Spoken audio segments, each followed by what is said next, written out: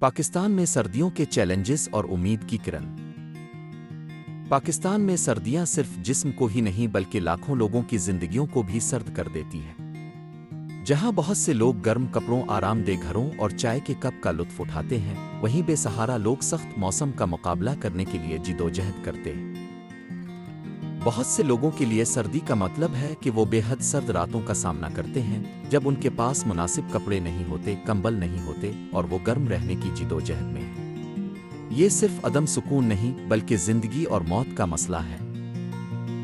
یومیہ اجرت پر کام کرنے والے مزدور سردی کا مقابلہ کرتے ہوئے روزانہ کی روٹی کمانے کی کوشش کرتے ہیں، لیکن ان کی آمدنی اتنی کم ہوتی ہے کہ وہ اپنے خاندانوں کو گرم کھانا اور مناسب لباس فراہم نہیں کر پاتے۔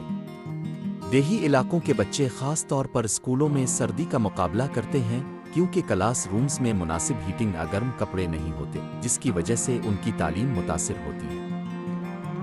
لیکن امید بھی ہے۔ پاکستان کے مختلف علاقوں میں کمیونٹیز اس سردی میں مدد کے لیے آگے آ رہی ہیں، گرم کپڑے، کمبل اور کھانا تقسیم کرنے کے لیے مہم چلا رہی ہیں۔ ایسی چھوٹی چھوٹی مہربانیاں نہ صرف جسموں کو بلکہ دلوں کو بھی گرماتی ہیں۔ ہر چھوٹا قدم، ہر چھوٹی مدد فرق ڈال سکتی ہے۔